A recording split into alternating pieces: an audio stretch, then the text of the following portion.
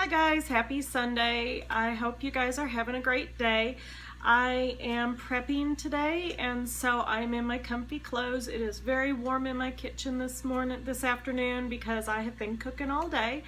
I have made 2 pounds of bacon, a 12-pack of chicken legs. I've cut up a 10-pound bag of chicken leg thigh quarters. I've got the legs in the freezer. The thighs I have in a bag because I'm going to be making something with them later this week. I have made 2 batches of, well actually 2 double batches of Italian dressing. I have made a quadruple batch of taco seasoning because not only am I going to be using it in this recipe, but I'm also going to be using it later this week when we have taco salad. So right now in the oven I have chicken skins, so I'm excited about that. I think those will go really well with my taco salad later this week if I can hold off that long. But I wanted to make a recipe for you tonight. Please excuse all the mess behind me because not only have I been prep cooking, I actually cleaned out my refrigerator and I have a lot of Tupperware waiting in the dishwasher that is currently running. So excuse the background noise, excuse the background mess. That's what all of that is about. So what I'm going to make today, I am calling Chili Dog Casserole. I found this recipe online last week. I tried it and I made my own tweaks to it to begin with, and then once I tried it I thought I can do this even one better. So I wanted to share this recipe with you because there were several on my Facebook group that were asking me for the recipe. So let me go ahead and turn the camera down and show you what I'm going to do. What I'm going to do is I'm going to prep it for tonight, or I'm going to prep it today, and I'm going to go ahead and put it in the refrigerator for later this week. It would also go great in the freezer, so just be aware of that. All right, so here's my saucepan. Oops. All right, so here's my saucepan, and I want to show you all of the ingredients before we get started. I've got 1 pound of ground beef. I have 12 beef hot dogs, beef franks, cut up. Now these are the ones that I got at Sam's a while ago, and what I did is I broke the box, which was like $25, into 8 hot dog packages. So I pulled out a couple of packages of hot dogs and I cut them up into coins. And I realized how many hot dogs I had this week, so that's why I went ahead and made this recipe a second time, because I still have a lot of hot dogs. I don't know how I got all that. But the beef franks are really good from Sam's. They're pretty clean as far as I can tell. They're 1 gram of carb per hot dog, which is the same as Nathan's. So you can use Nathan's, you can use the kosher ones, but these are the ones that I'm using today because these are what I had. So I've got that, and I've got my homemade taco seasoning. That's actually 4 servings. That will do 4 pounds. So I make it in bulk because we use it a lot. I have tomato paste, and I'm only going to use half of this can. The other half I'm going to put in a Ziploc bag and throw in the freezer. And I have some broth and some cheddar to top. Well, it's a yellow white cheddar mix. Okay, so the first thing we're going to do is we're going to go ahead and brown our ground beef. Like I said, this is 1 pound, and I actually got a big package at Aldi this week, and I think it's got like 3 or 4 pounds in it. So I measured out 1 pound for this. I'm going to measure out 2 pounds for our taco salad later in the week, and then the leftover, whatever's left over, I'm just going to put in the freezer. So I'm going to go ahead and get this browning, and once it's browned we'll move on to the next step. All right, while this is cooking, I just wanted to show you something real quick. And just so you know, if you put a lid on your pan while you're cooking ground beef, it makes it cook quicker. So I always do that, and I just give it a stir every now and again. It's only been maybe 2 or 3 minutes, and this is almost done. So I wanted to show you what I got from Aldi. This is the ground beef that I get from Aldi. I don't buy the stuff in the Chubs because, you know, Aldi has had some issues with it being maybe not all ground beef, but maybe a little ground horse in there. But I wanted to show you the package, and that this was $2.19 a pound. It is $73.27. I got 5 pounds, 5.10 pounds for $11.17. Now, my plan is to make 4 meals out of this, and that makes this an average of just under $3 a meal just for the meat. That is a really, really good deal. So this isn't a really expensive recipe if you can get your hot dogs on sale, which I've done that before.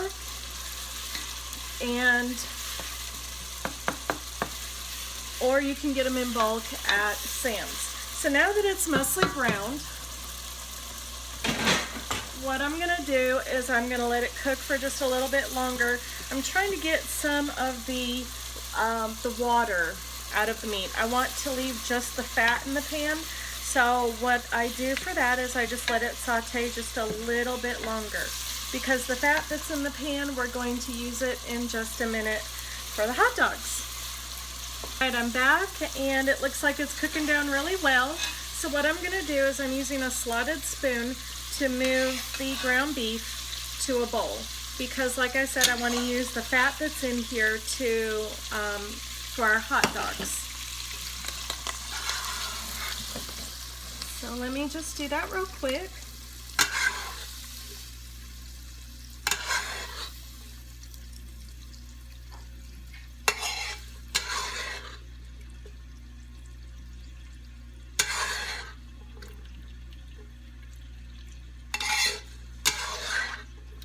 All right, I've got the ground beef all drained, and as you can tell, there's not a lot of grease in there, but there's just a little bit. So we're just gonna leave it in there, because what we're gonna do next is we're going to saute our hot dogs. And personally, I like my hot dogs with a little bit of brown on them. So we're going to go ahead and saute these hot dogs so they have a little bit of color. When they're done, I will come back and I will show you what they look like. All right, these hot dogs are starting to brown up, so I wanted to go ahead and get the sauce going. So what we're gonna do for the sauce is we're gonna take half a can of tomato paste. That's going to be 14 grams of carbs, or 12 grams of carbs, according to this one. And I don't know if you can see, I only used about half of it. And to that, I'm going to add, to start, half a cup of broth. I'll probably use more than that, but I'm going to start out with half a cup.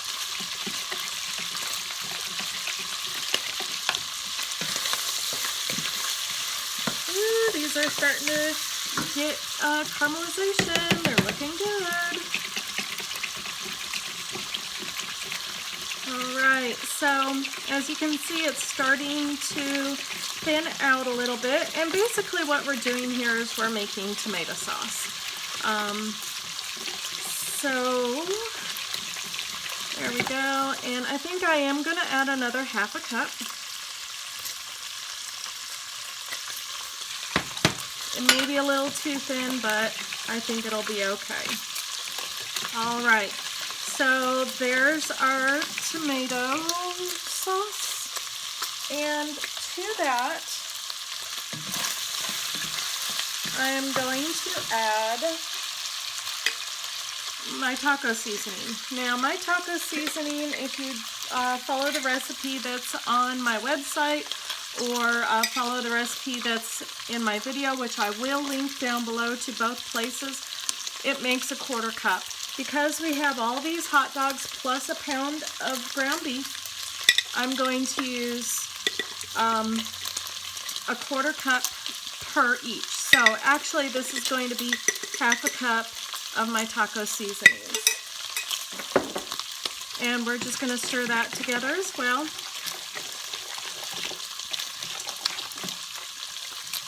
This is starting to look really good.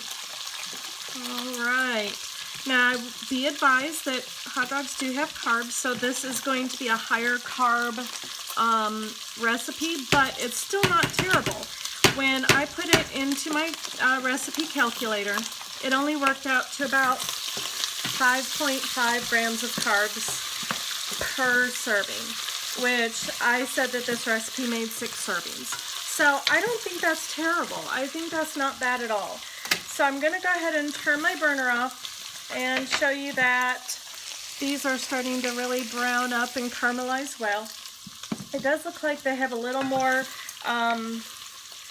grease than it did before. So I'm actually going to drain some of that off because it's good to have fat, but sometimes it kind of ruins the recipe if you have too much. I know, how can you have too much fat? But there is that. So I'm going to go ahead and just drain off some of that fat. I'll leave some of it in there, but not all of it. All right, so as you can see, I did drain off a good portion of that. And to this, I've got my burner off, by the way.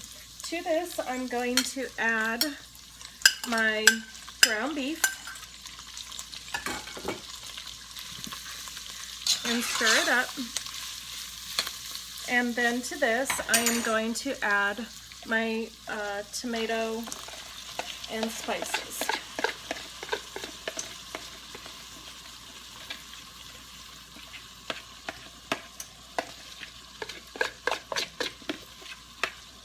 All right. We're just going to stir that up. See how it looks. Make sure it's not too thin or too dry, which it looks pretty good. Make sure we coat everything really well. And then what we're gonna do is put it in our casserole. I'm gonna go ahead and use this because I have it at home. It is not necessary. You could just put it in a glass casserole, or the other thought, I have some cake pans. So you can either put it in a cake pan and put tin foil over it, put it in a glass casserole and put tin foil over it, or you can put it in these tin foil pans. My option today is to put it in the tin foil pans. Oh my goodness, this is looking better. So the one I made the other day, I only did half a pound of ground beef because that's all I had in the house. And I'm really glad that I upped it to a full pound of ground beef because that really definitely looks better. I think 6 servings is appropriate for this, and it will have lots of fat in it, and it's very calorie dense, okay? So let me show you there. Let me do this. There we go. All right, so that's what it looks like right now. And then just for the finishing touch, what we're gonna do is we're gonna take some cheese and we're gonna put it over the top. Now you could cook it the way it is right now. You could cook it tonight. You can put it in the freezer. You can put it in the refrigerator, cook it in a couple of days. If you put it in the freezer, remember you're gonna want to pull it out a day or two ahead so it can thaw out. I would say, I haven't cooked it yet from cold, so I would say 375 until it's bubbly, and I would say that would have to be at least 20 or 30 minutes. So let me show you that. This is going to be our dinner one night this week, and I expect to have some leftovers, but knowing my teenage daughter, maybe not. And there you go. So I hope you like this recipe tonight. Again, this was something I made last week that you guys were asking about, and I wanted to make sure and give it to you. I'm crimping the edge because I can't stand it. And I hope you like it. It's gonna be nice that I can just pull this out of the refrigerator in a few days and I don't have to worry about cooking. My daughter is home tomorrow because there's no school. She was off Friday because of snow, and we're expecting snow to come in again either Monday night or Tuesday morning. So I expect that she'll be home a few more days.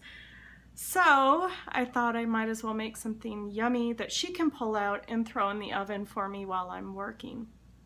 So all in all, this recipe took me about 20 minutes to make.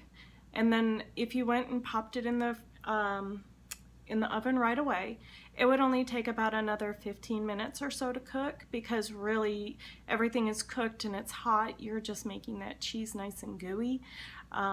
So it's an easy, quick recipe that you can make any night of the week, or you can prep it. So I hope you enjoy it. Thank you for coming along with me today, and have a great rest of the day.